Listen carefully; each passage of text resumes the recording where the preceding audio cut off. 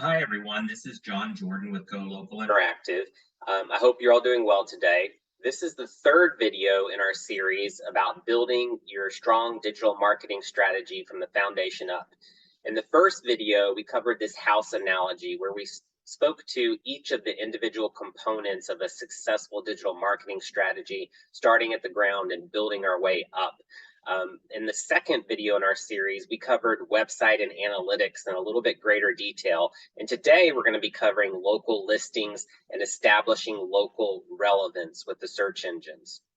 The first question we would ask is, why does local matter? You may have questioned this yourself in the past, and that's what we're hoping to help you understand a little bit better today before we actually start talking about local listings. So as such, we put together a few examples for you of how exactly local can influence search across the country. In this instance, we're looking at soft drinks and how differently consumers search for soft drinks, or terminology rather, varies from one area of the country as it relates to soft drinks. As you can see from the map here, much of the country identifies soft drinks as soda, whereas another percentage of the country, primarily the Midwest and the North, identify soft drinks as pop, and the southern area of the country, much of it identifies soft drinks as Coke. Just the subtle differences in how someone describes something can vary from market to market, state to state, across the country, even for simple everyday things like a soft drink. Here's another example for you: barbecue. Barbecue seems like a simple concept, right? It should mean the same thing to everyone, but it really doesn't.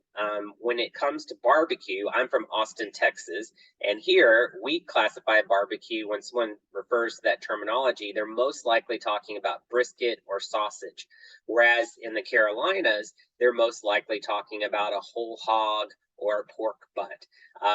Different areas of the country define barbecue in a different way. And so understanding the context of how the users are using that terminology and what it means to them individually becomes incredibly important when you're trying to serve their needs at a local market level. Now let's go to something that's maybe a little more familiar to you. We're going to use terms storage unit versus self-storage. And in this example, we've taken a study from Austin here in central US. We've looked at New York on the East Coast and Portland on the West Coast to show you exactly how the use of those terms varies from one area to the next. And in this instance, you can see that in New York, the predominant term utilized for storage is the term self-storage, whereas in Portland and in Austin, you see a much higher percentage of the population using the term storage unit. Again, understanding the nuances of that term and how it varies from one market to the next is incredibly important. And keeping in mind the fact that these are only two terms out of hundreds and thousands of terms that consumers are using on a market by market basis helps you to better understand the magnitude of exactly how important it is to understand local impact and local relevance and the variance in the local marketplace when it comes to search activity. Here's another example from your industry, the self-storage industry. This one might seem like it doesn't matter, right? If someone's searching for Boston self-storage versus self-storage Boston, you might not think that they're looking for something different. They're looking for the same thing. Well, not according to Google. Google believes these are two distinct searches, and so you'll actually see different results when you search in these two manners. And so understanding from one market to the next how consumers are actually most likely to search will have an impact on not only our content and how we structure it, but our actual campaigns themselves. So in this instance, looking at Boston, you can see that 72% of the population searches with the term or the geography Boston first, followed by the keyword, in this instance, self-storage. Whereas only 28% use the keyword first, self-storage, and then follow it with geography.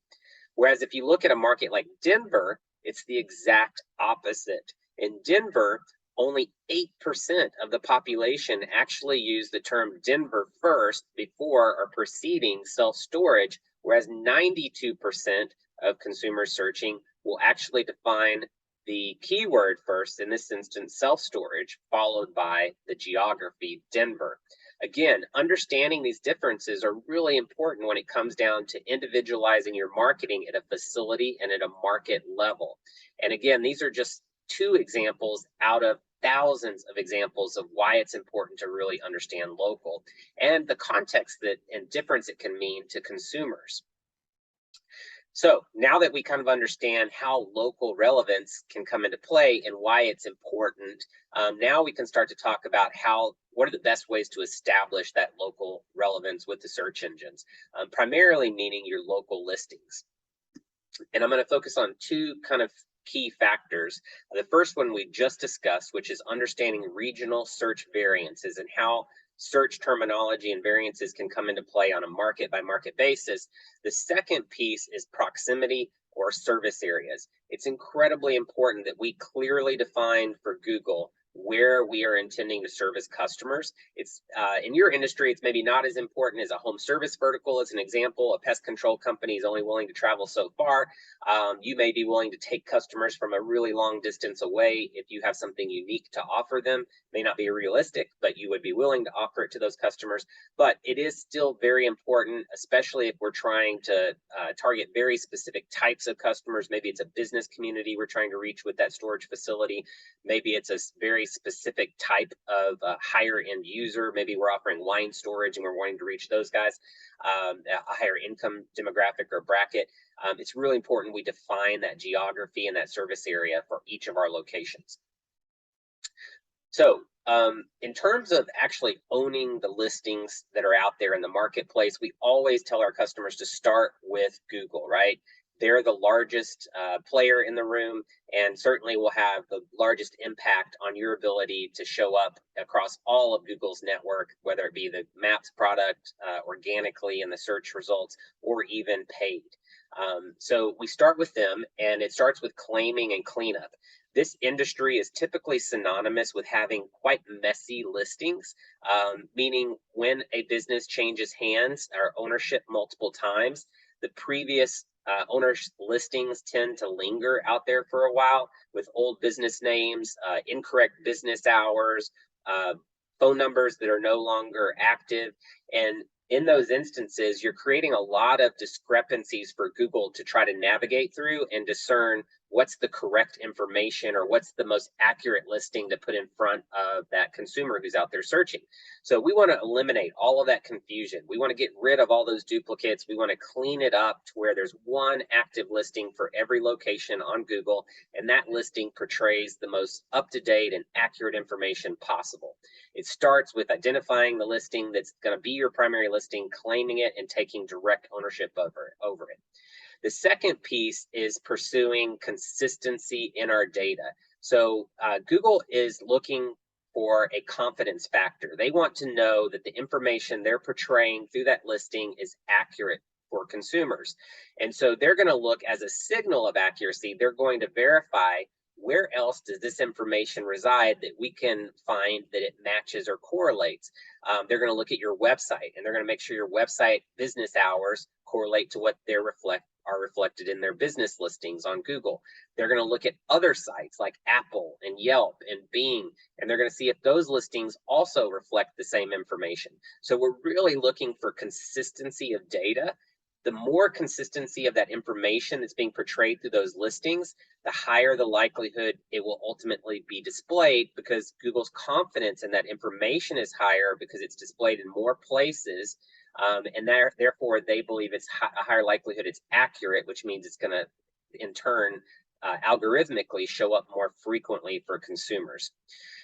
Another thing we just described a minute ago is defining the service area. It's quite simple for the storage industry. You can do it in a variety of ways. You can do a radius. You can go in and single out, draw it on the map yourself to define specific communities that you're servicing, but it needs to be defined and telling Google this is when we think we're most relevant and when we should be displayed to users. We don't want to leave that up to Google to decide, because they'll simply just look at the pinpoint on the map and they'll decide if someone's really close in proximity that those are the most relevant users. Whereas we may have a product or a service that's very appealing to customers that are slightly outside of that radius of where Google would perceive we're locally relevant.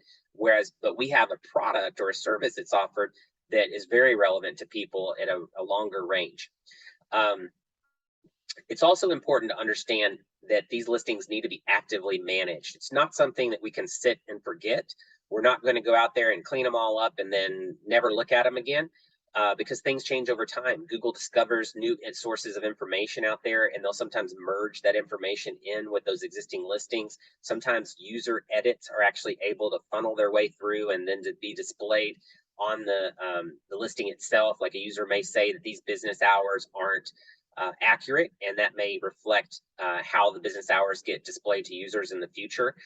So there's lots of things that can happen, and Google needs to see that we're actively managing those listings by logging into the account, making updates and changes to those listings, and continuously giving them the signals they need to see that, hey, the owner of this business is constantly logging into this account, so that the information is most likely portrayed accurately. The next piece is engagement. We want to show Google that we're engaged with the listings. The best way to do that is to actually respond to our reviews.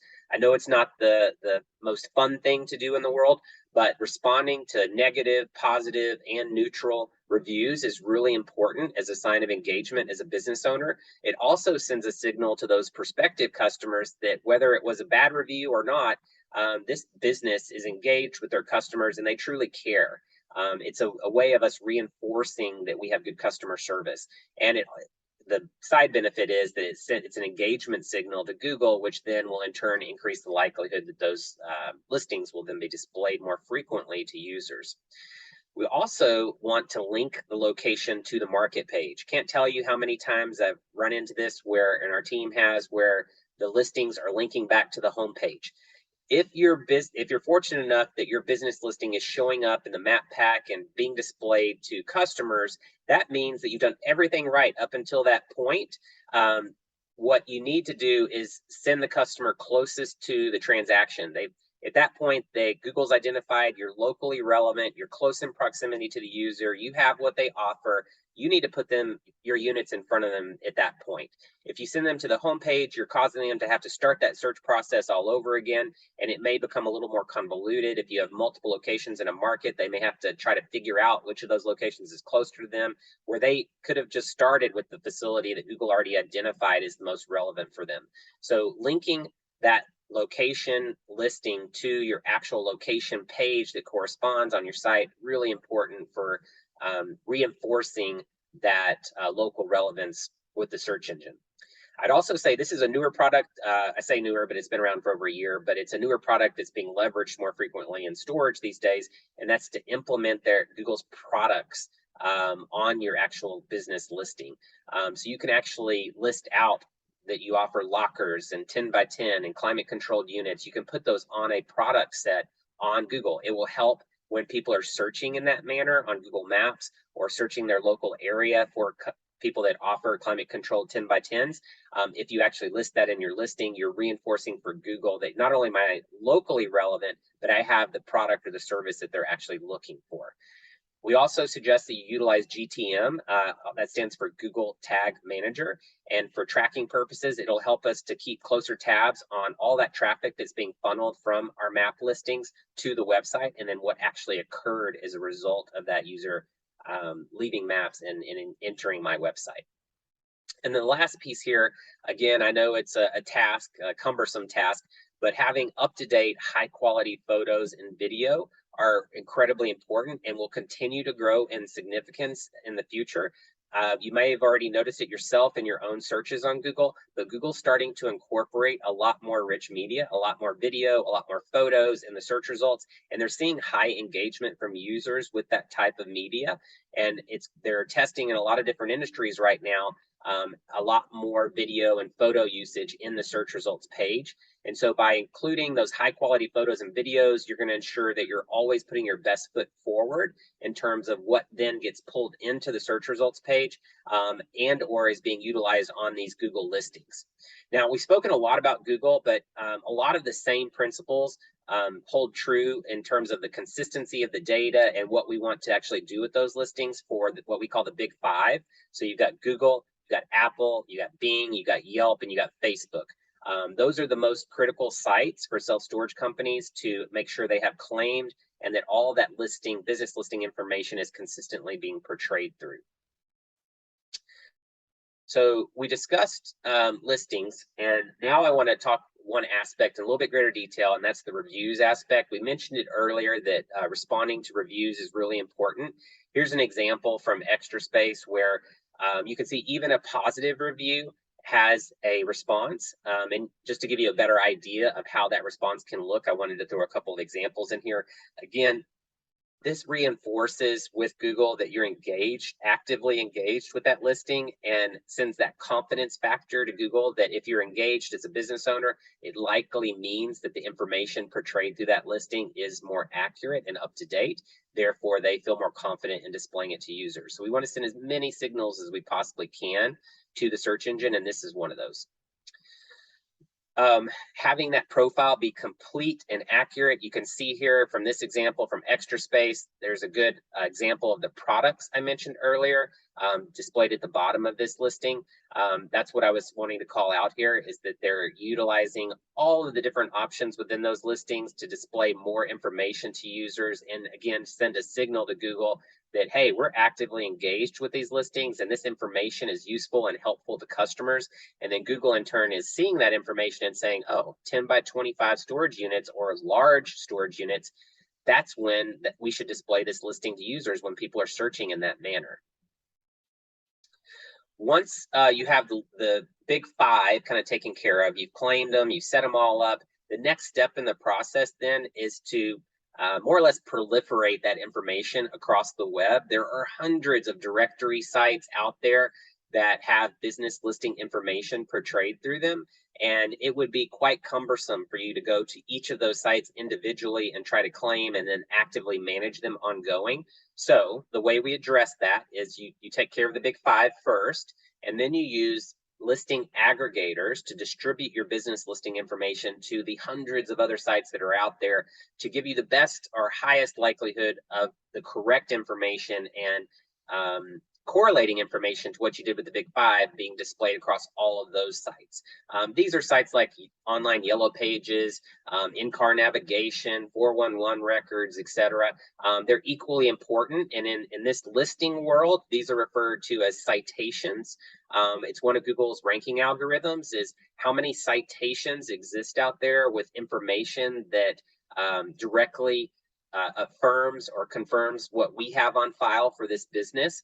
And so again, looking for that consistency across these hundreds of sites, it's an easy task, but we've distributed. We gave you two examples here of Data Axle and Factual. These guys will resell your business listing information to hundreds of other sites out there so that we can try to cover or cast a wider net and cover that broader universe of business listing sites that are out there and make sure it's portraying the right information. Okay, so that was a lot on local listings and why local matters. I hope it was helpful. Please join us in the subsequent videos in this series where we're going to be talking about content, SEO, and paid media. Until then, this is John Jordan with Go Local, and I hope that you have a great day.